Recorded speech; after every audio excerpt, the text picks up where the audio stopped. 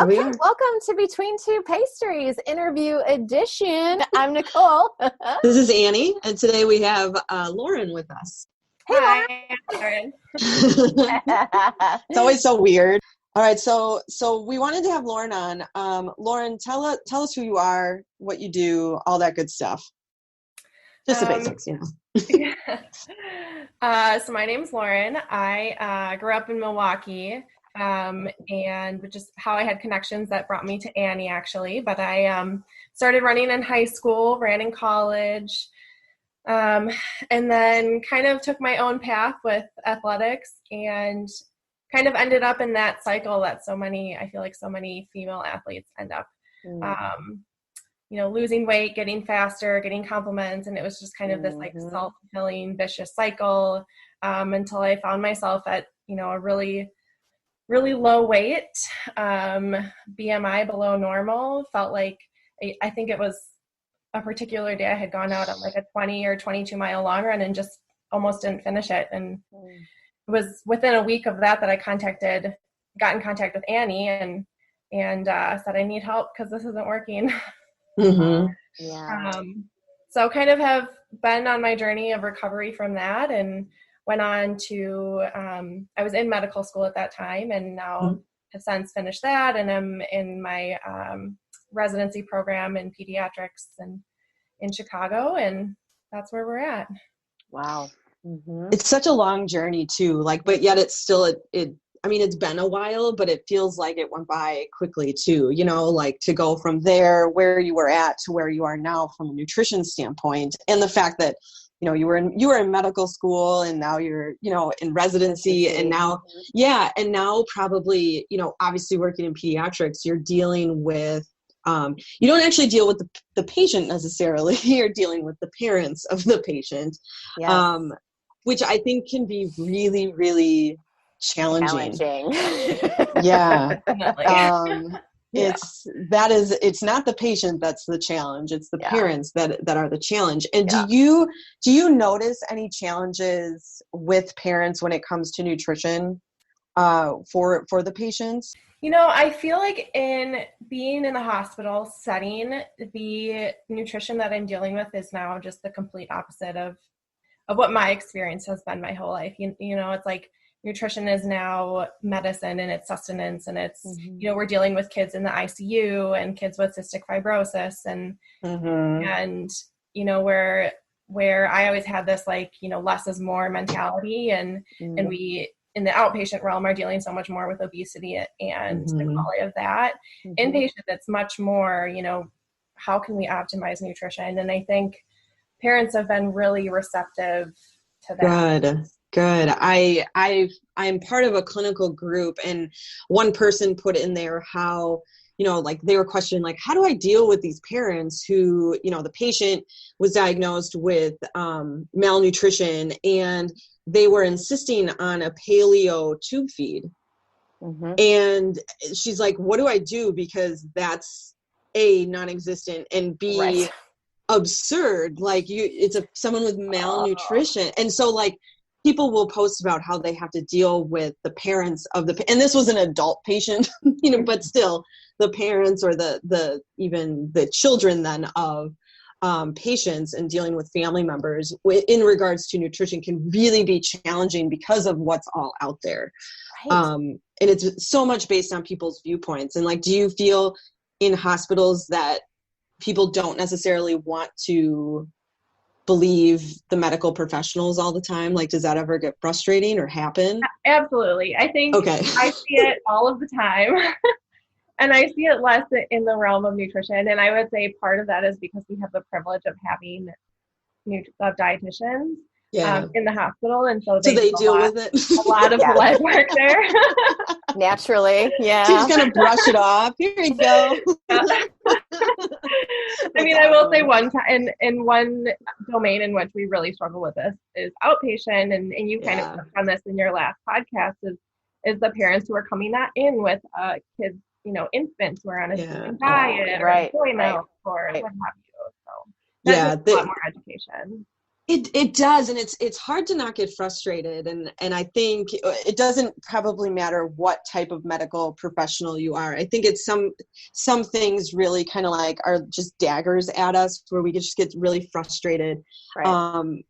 with different, and it gets me to my core when parents come in and really, put their own kind of thinking or cultural way of eating, like their diet culture, on their children who have no control over it. And it's just so hard. And I have clients or patients, who are 18, 19, 20 years old, where they grew up like, well, I remember my mom saying how much she hated her body, and how, like all of these memories they have when they were like, 4, 5, 6 years old. And you're just like, oh my God. And oftentimes it's not necessarily the parents' fault, right? I mean, they don't necessarily realize that they're even doing this sometimes. I mean, maybe they do, but absorb all of that though, and everything. That's what sets the core of, oh, this is what I need to believe in. Oh, you're not supposed to like yourself. Oh, it's supposed to be a way, or Yeah. And even still and sometimes that happens even when parents don't do that. Of course. Yeah. I mean, that's just right. Or, I think Lauren, in your case, I mean, I'm going to assume you're in the medical field, you're a runner, you're probably maybe more on the type A type of personality.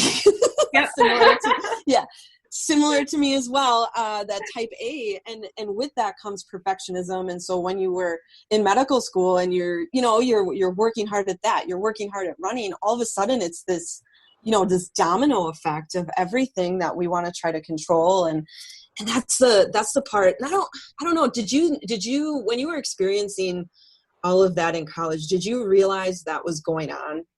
Could you tell things were different? I could. I mean, I think, I don't know if I don't know the last time I've had a healthy relationship with food. I would say I was counting calories back in middle school and restricted. I mean, that was just that was just everywhere. And I think, by the time that I was really spiraling down, towards the end of college and the beginning of medical school, it was, I noticed I was weighing myself every day, and my mood would be affected by what the scale said. And, it's really just when you get to the fact that when you get to the point that everything is tied into your weight, your self-worth is tied in, your mood and everything. I mean, I knew it, and I was having problems with my relationship because I was always tired and always easily angered, and it was affecting everything, and I was aware of that, and it was just hard to let go of that control piece. How did you let go of that control? Like, what did you do? What can you tell a listener? Because there's a lot of people out there who maybe don't have a diagnosis of an eating disorder, but fall in that disordered eating category, where they are counting calories or weighing themselves, and maybe they think it's healthy, or maybe it's not really, or they're doing different diets or whatever. How did you break that cycle for yourself? I think it was twofold. One, like I said, it was really affecting my relationship. He stayed with me, and we're about to get married now, but which is good. It didn't, there were didn't days hit the pot, right? Yeah. There were days that I really was pushing him away, and I controlled what we ate. I didn't want him cooking anything. It was all about that control piece and knowing exactly what I was putting into my body. And then the other part was my running. Running has always been something that has meant so much to me, and it's been such a big part of me. And when I saw that was starting to suffer as a result of all this, it felt like it wasn't worth it. And when I met with you, Annie, one of the things that I've remembered from our first meeting forever is, you asked me, like, why are you running, and why are you eating this way? Like, what is your goal? Are you doing this to look good, to be skinny, or are you doing this to get fat? And then that was all I needed, Which is awesome. I mean, usually it's not that great as for us as practitioners to like have that, like, wow, it clicked, and to have it click right away, which is great. Because it's really true. As an athlete, you have to run. And I remember, you would, based on your workouts and what you were doing. And I remember us adding just like the equivalent of like a gel before you'd work out, or even during a run. Yeah. Just starting with those basic, just getting something in.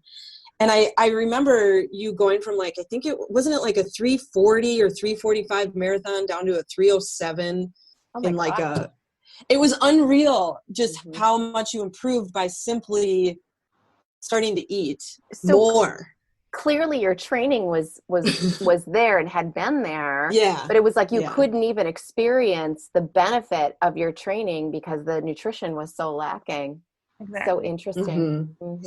But you closed your eyes and you jumped in. And that's a really scary thing to do, that exposure and everything. And I remember one thing I remember about when I was working with you, Lauren, is I remember, I don't know if you emailed me or texted me or what it was so long ago, but you had made a pizza and you were so excited about the pizza you had made. And it had like, it wasn't like you threw a bunch of mozzarella cheese and pepperonis on it was like special and like had all these fun ingredients. And I was like, oh my God. I was like, this is the coolest thing in the world. It was, it had like feta on it and like just a bunch of, different ingredients. And I was just so proud that you went from eating a paw full of nuts, to eating pizza, which is a really just an awesome thing. I love seeing that. And you have improved as an athlete. I mean, tell us about what you're doing now in Chicago with that. It's so cool.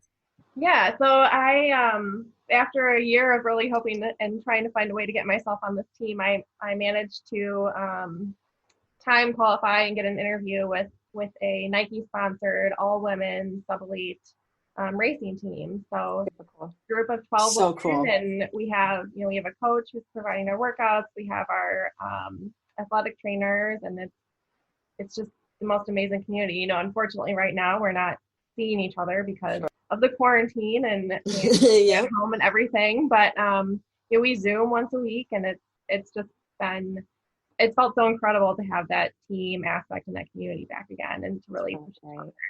Right. Do you guys all kind of like collaborate together and really empower each other? Do you feel like, is it a very close-knit group of women?